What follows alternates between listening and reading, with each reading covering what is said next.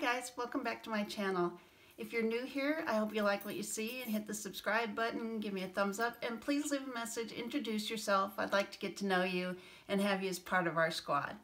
Today we're going to talk about my top 10 palettes for 2017. I've got 10 palettes here to tell you about. They're really good palettes I really enjoyed in 2017. I'm taking them in, of course, to 2018 because they are my favorites. And I'd like to share them with you.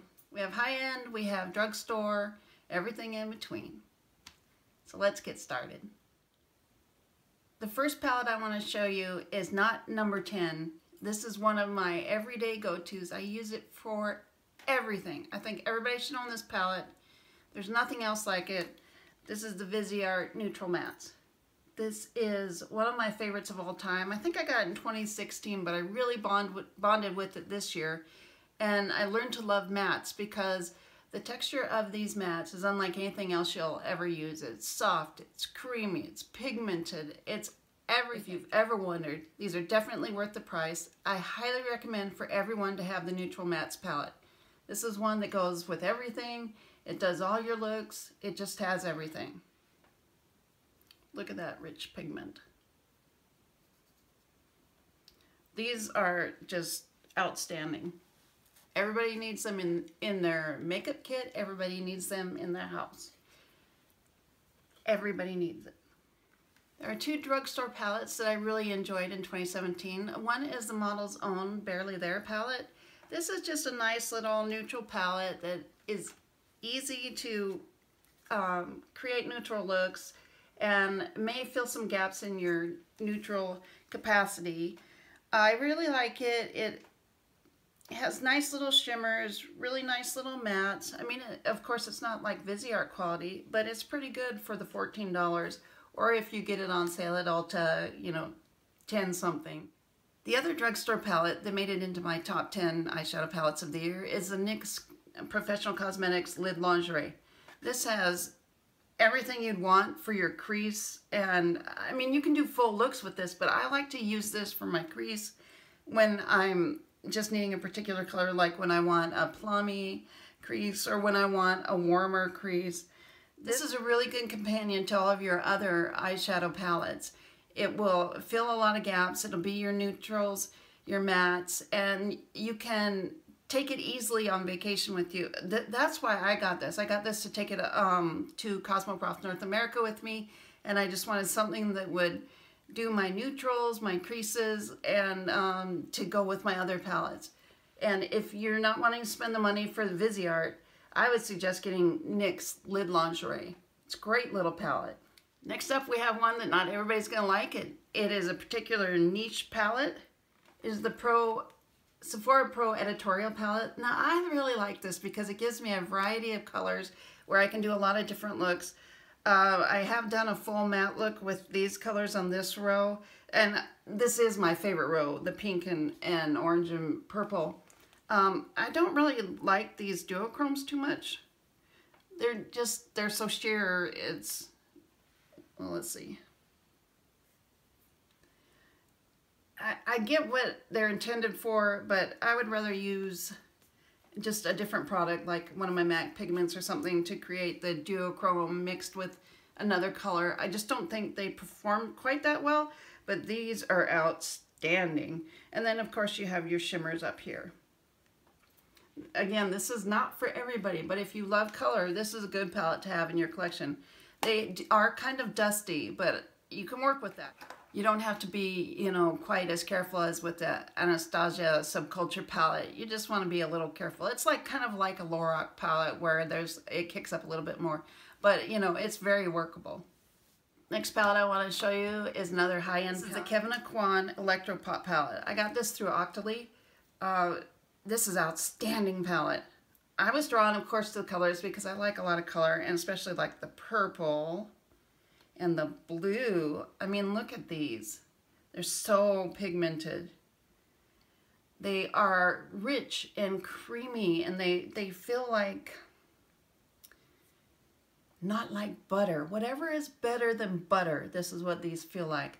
They are powerful. They pack a punch, and you have your matte black, and you have, you know, like a highlighting shade. And you have just every color. I've only used this a couple of times so far, but I was so blown away by this. I just couldn't believe it. The quality is outstanding.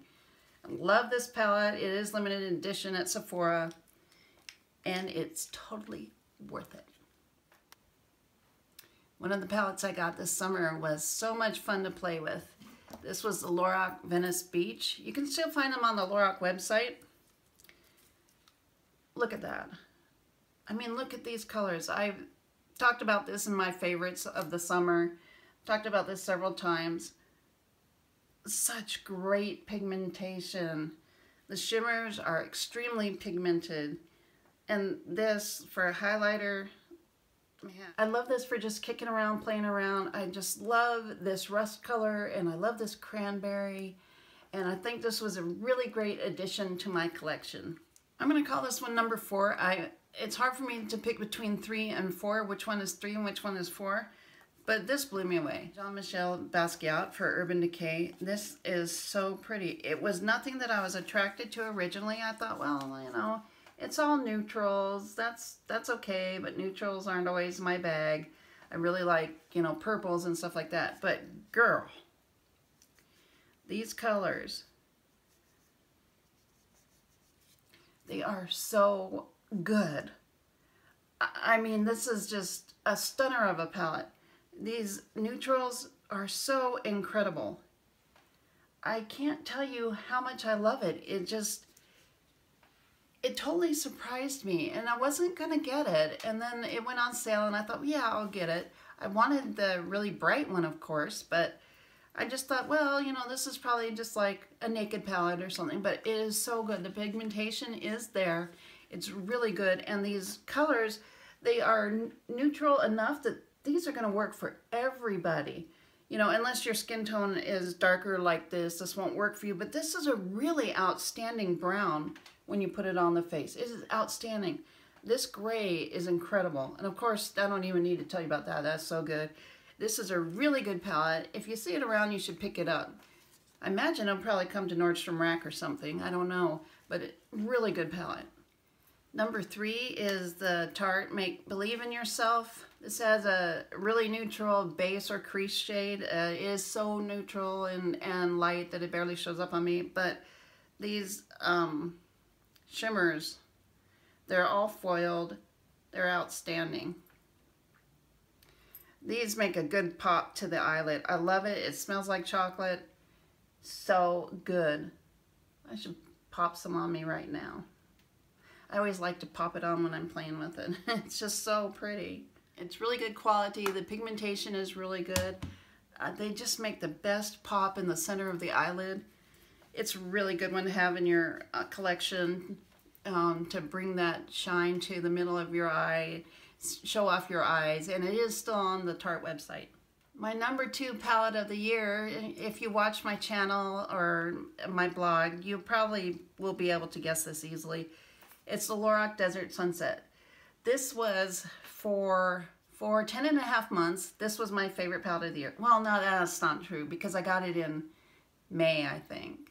So for 5.5 months, this was my palette of the year, and I was certain it was going to be a number 1. This is a stunner. This is so cool, the way that they ribbed the lid so that it peels back if you want it to peel back. These colors are totally me. I could do pretty much whatever I want with these colors, and I just love this. I've worn it 100 times. You guys see me wear this on YouTube all the time. I'll swatch a couple of them for you. I mean, I really dig it.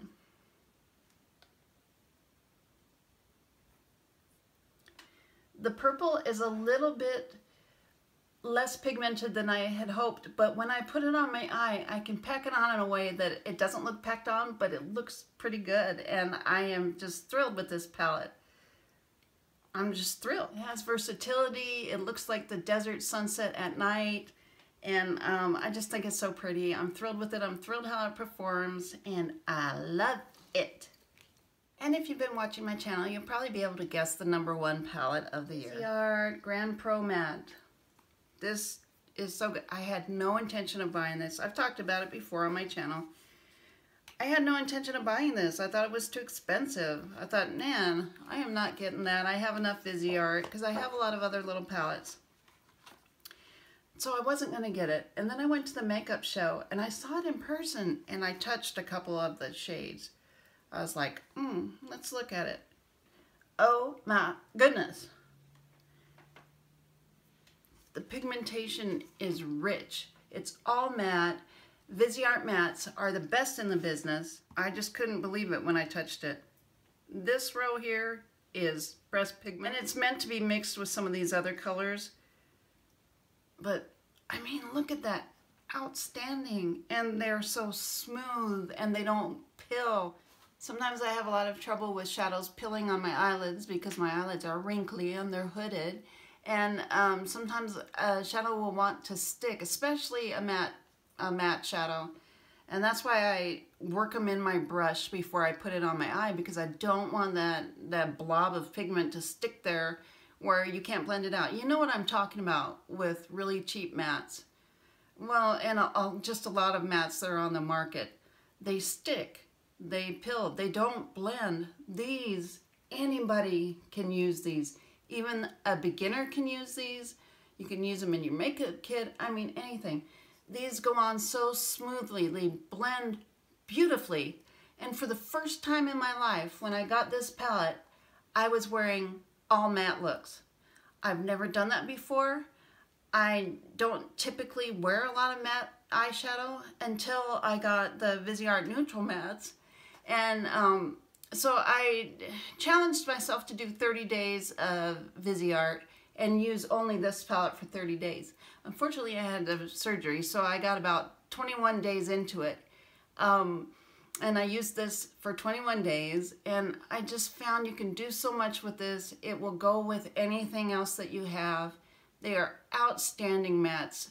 If you haven't tried Viseart mattes, I'd like to urge you to consider them in your kit. If you're interested in having a little variety of very, very good matte shadows, I'd urge you to get either the Viseart Neutral Mattes or the Grand Pro Matte while it's out. This does say it's volume 1, so I'm very curious to see what's going to come in volume 2 or volume 3. This is pretty much everything for me. The only thing I would maybe wish for is more pinks. Yeah, that would be good. But these are outstanding. Even a beginner can use this palette and use it effectively. These mattes are not chalky. They don't look dry.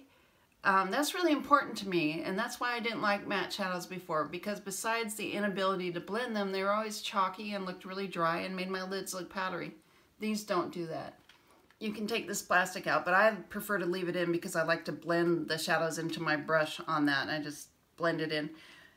And it comes with a nice mirror, and it is really cool. It's just like an artist portfolio, the way it opens, and then it goes into a sleeve.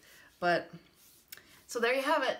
My top 10 palettes of 2017. I hope you enjoyed it. If you did, please leave a thumbs up, leave me a comment, and join our squad. And until next time,